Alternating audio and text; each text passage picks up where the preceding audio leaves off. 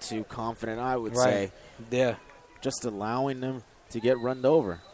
Some gaping holes against that run defense here for the Tigers. 45 seconds to go. Can the Riverside defense force a stop? Sestich back to throw. In trouble. Fumbles the football. It's loose and recovered. No, it isn't, but there is a whistle and the play is blown dead as Sestich fumbled the football, only his second play under center, and that nearly cost them a turnover, but it will be.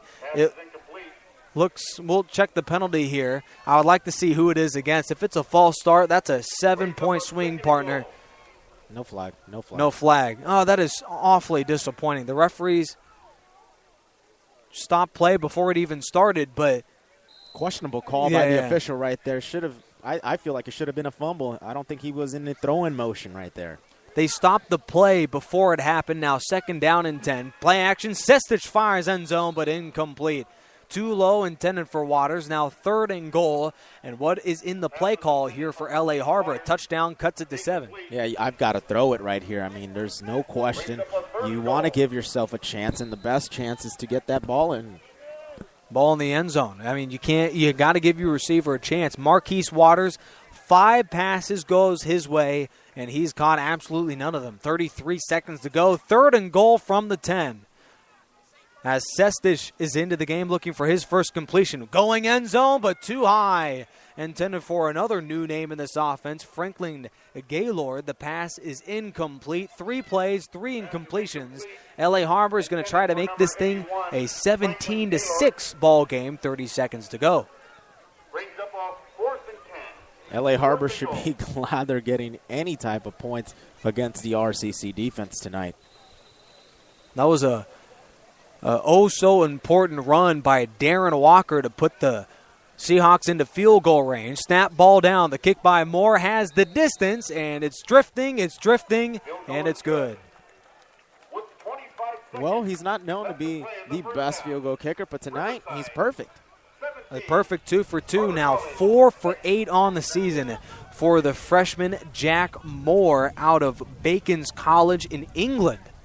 Interesting story there. Not even from the same country, but, he's made himself home now in Los Angeles, as he's been a perfect 4 for 4 when they play games here in Seahawks Stadium.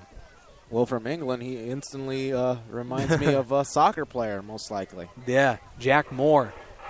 Interesting story for him. 6'2", 180, sounds like a wide receiver, but LA Harbor switched players around. You saw Marquise Waters from halfback to receiver. You have Jack Moore from England as well. And Riverside, with 25 seconds to go, could run the football out. But knowing you, Dan, you want to try and get more points on the board. No, actually, in this type of situation, you really go into the half and you instantly get on the case of the players right here. You want to discuss about what's going on, what's going wrong, and just take this one into the half. You don't want a costly turnover. Yeah, exactly. Jack Moore, end over end, recovered by Tremel Davis, who runs sideline to sideline, 25, and still is on his feet to the 30, and tippy-toes out of bounds at the 33-yard line. Tremel Davis, that was about a 200-yard kickoff return, but he only ran it back for about 15. 16 seconds remain with all 3 timeouts in Riverside's back pocket. I understand you want to play a little conservative, but with the great field position, go ahead. With the great field position, I would probably take one shot and get a good chunk of yardage, and then probably go with the heave into the end zone. Nicholas King, I believe, does have the arm strength to do it. Jawan Thomas and Isaac Whitney are your players out wide. A 4-wide set. Christopher Anderson in the game. They'll elect to throw. King fires to Whitney. He makes the catch and still is inbounds, but that doesn't matter. The clock will run, and they will call time at 7 seconds remaining. Perfect. And Isaac Whitney hauls in his 5th catch today. What a nice performance. A solid day in the office by Isaac Whitney, former Central Oklahoma wideout. Right there, Riverside finally calling timeout. So they get the big chunk. And now here comes the heave into the end zone. They better be ready if I'm the Seahawks. Hail Mary time. Jawan Thomas, Isaac Whitney, Michael Stallone are into the game as wide receivers. Christopher Anderson as the running back. Play clock is at 25. Riverside leads 17-6, and we'll get you halftime coverage at the end of what seemingly is the final play of the quarter here for the Tigers. Out of the timeout, they looked mixed up of all sorts. Play clock has yet to start yet, and it finally does. 7 seconds to go. Riverside leads by 11, 21. Play clock down to 19. King out of the gun, a 4-wide set. Back to throw. Pass rush coming, swings it out to Anderson. That's a little bit too far, intended for his running back. Now down to 2 seconds. Tigers have one final shot to the end zone. Very disappointing blocking by RCC right there.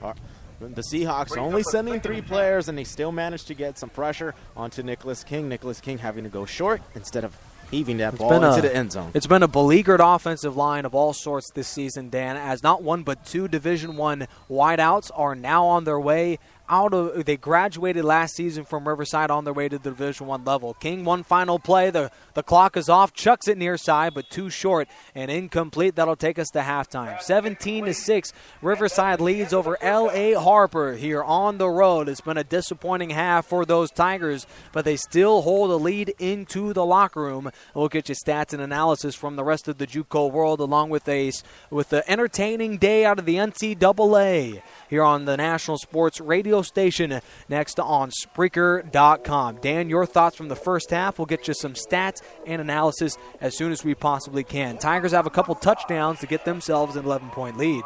Well, it wasn't the most impressive first half. Only a 17-6 score.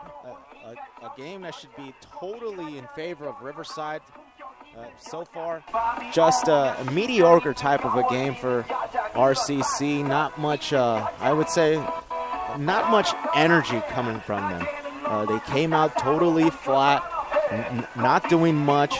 And so it seems like LA Harbor has brought their A game today, despite the only putting up 6 points, only 2 field goals from their field goal kicker tonight. But, hey, if I'm LA Harbor, I got to continue fighting. I got to continue just going ahead and trucking along and hoping that RCC makes the mental mistakes, that RCC makes the mistake of possibly throwing an interception. An interception for 6 points would be ideal if I'm LA Harbor, as we are at halftime right now, 17-6 ball game so far.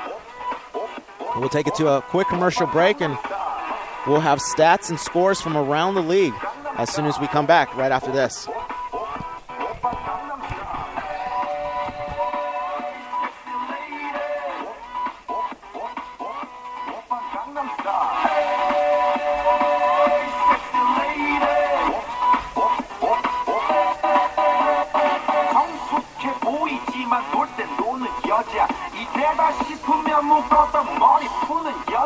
가렸지만 웬만한 노출보다 야한 여자 그런 감각적인 여자 나는 선어해 점잖아 보이지만 놀 땐 노는 선어해 내가 되면 완전 미쳐버리는 선어해 근육보다 사상이 올통벌통한 선어해 그런 선어해 아름다워 사랑스러워 그래 너 그래 바로 너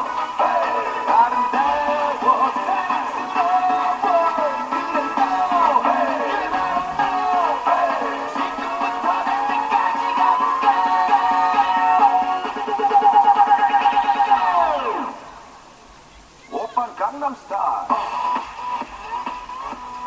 Gangnam Style. Oppa Gangnam Style. Gangnam Style. Oppa Gangnam Style.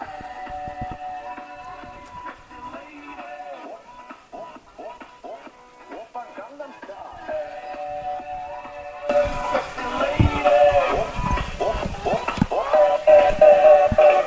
Welcome back to the National Sports Radio station on Spreaker.com.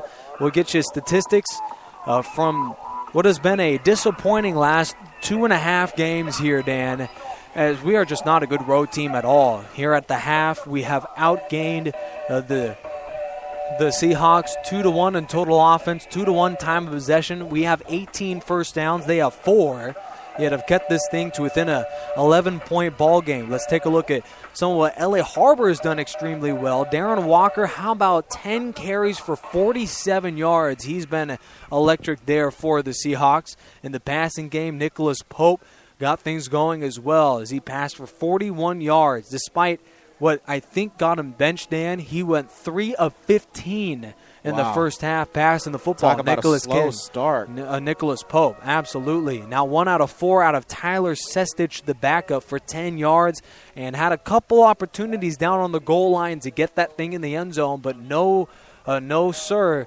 And now it's the Tigers here that defensively have looked dominant, but offensively not nearly as efficient. As your thoughts about Nicholas King, who played very well in the running game, but 15 to 23, 2 TDs and a pick.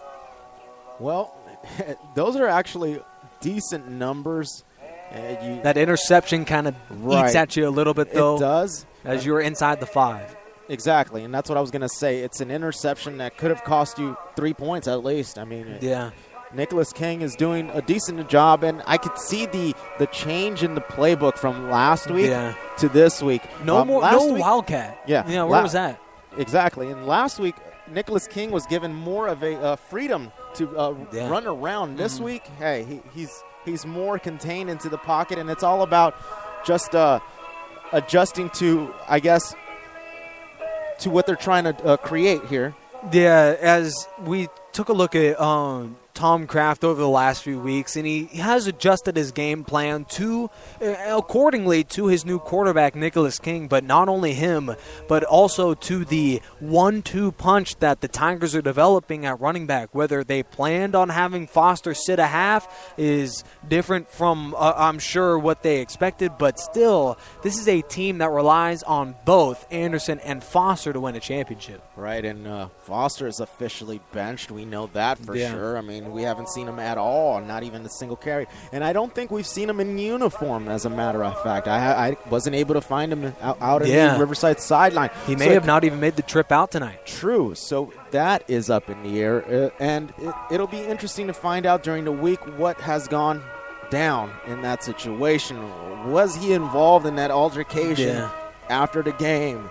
That little brawl that occurred over in the far sideline over at Riverside at Wheelock Stadium. Yeah, well, it looks like the Tigers have absolutely no second thoughts about Denzel Foster right now, because Christopher Anderson is making a name for himself in this football game. 13 carries for 102 yards in the first half, and also add the fact that he has a receiving touchdown. That was in the first quarter, and he's put up some relatively solid numbers. Anderson, only a freshman, and he's making a big impact in this game. He has, and it just lets me know how effective this LA Harbor team can be. I mean, we're seeing glimpses of it.